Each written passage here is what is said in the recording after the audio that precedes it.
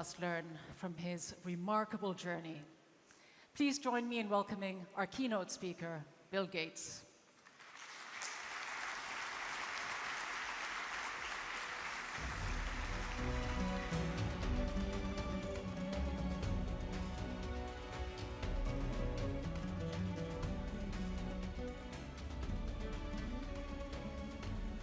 Good morning, Your Highness, Your Excellencies, distinguished guests. Thank you. It's great to be back in Doha. Also, congratulations to the fantastic winners of this year's award. Both of those individuals are incredible exemplars and work with organizations that we support. They're not only helping to educate the poorest in the world and give them hope, they're also helping us with the work we're doing to eradicate polio, where Pakistan and Afghanistan are the only two countries in the world that we've never gotten rid of the virus. So I'm excited to see them deserving this fantastic award. When I was in my 20s and 30s, I didn't think much about equity. I loved working on software. I was monomaniacal, working day and night. And I was thrilled that personal computers would be a form of empowerment. And that dream came true. I wasn't thinking at that time about global health. In fact, it wasn't until I was in my 40s that I realized that I don't even understand how many children die, what do they die of. As the world gets richer, are we helping children out? When I would visit Africa and other poor countries, I started to see how tough the conditions were and found that over 10 million children were dying before the age of 5. Many of them from diseases that vaccines existed for, but they weren't getting out to all the world's children.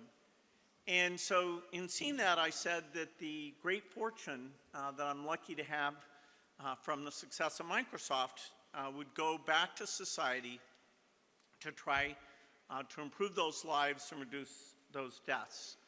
And I got to see firsthand the tragedy of a death from pneumonia or malaria. I got to see kids who are malnourished, and even if they survived, would never achieve their potential because they hadn't been fed properly at a young age. And so at the turn of the century, I created the Gates Foundation, and soon after that, it became my full-time work. And it's been incredible working with partners on all of this. Qatar, of course, is an incredibly generous country, not only in the role it plays in solving conflicts, but also its generosity in providing resources to these causes. So many groups have come together to achieve what I consider a miracle, which is that the number of children dying every year went from 10 million to below 5 million a year. It declined over twice as fast as it ever had in all of history. Part of that was getting vaccines out to those children, and a lot of it was supporting the primary health care systems to support those children. Unfortunately, this year marks the first reversal in this progress. Last year, 4.6 million children died. This year, it will be 4.8 million. And so we can think of lots of mothers who are facing this tragedy. But I'm also optimistic that we can stop this backsliding. If we find the generosity, both from individuals and governments, and we prioritize the basic, and we focus on the innovations that will help in this area, we can go back to reducing these deaths. Running a healthcare system with great primary health care requires less than $100 per person per year. And that's the system that can prevent over 95% of these deaths. The progress is fragile. We have not only very poor countries with over 600 million people living in them, we have over 100 million people living in countries with conflict. And we need to prioritize both of these. Now, fortunately, our innovation is going faster than ever. Thanks to great science, we will create new tools. We will have a vaccine for HIV and malaria. We will have the tools to end polio and make it the second disease ever eradicated. Now, artificial intelligence has come along to greatly accelerate our progress in these areas. AI will play a role not only in the scientific discovery side for new vaccines and drugs, but AI will play an incredible role in the delivery as well. We're funding the AI companies to understand all of the world's languages, including all the dialects of Africa and Asia, so even the poorest will, just with a cell phone, be able to talk and have a virtual doctor, a virtual tutor, a virtual agricultural advisor. In fact, our goal is very simple, that the poorest in the world should benefit first from AI, not be 10 or 20 years behind, which is normally the case. So even though we have this setback in child mortality, I am not at all pessimistic. In fact, I believe over this 20-year period, we can lift up countries and make almost all of them self-sufficient.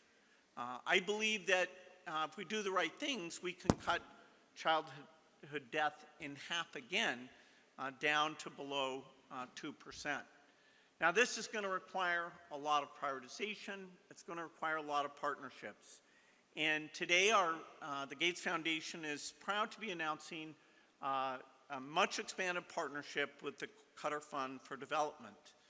Together, we'll support economic empowerment, for example, farmers getting much better seeds and having double the productivity, as well as health and education. Qatar is a partner in some of the greatest efforts in the world, including Gavi, which buys vaccines, and Global Fund that works on HIV, TB, and malaria. There are regional initiatives that Qatar was one of the first to help drive, including the Lives and Livelihoods Fund. And so all of this early investment, this commitment to those in the greatest need is very exciting. So people should not be discouraged. Humans are problem solvers, and we can get these new tools. And this will be the generation that can solve childhood death. It can eradicate poverty, it can eradicate polio, and it can bring down over 95% diseases like malaria, HIV, and AIDS. We should not stop with the progress we've made. Together we can save the lives of millions of children and empower them to make great contributions. It's not going to be easy, but I believe this is morally the most important cause in the world, and we should work together to achieve it. Thank you.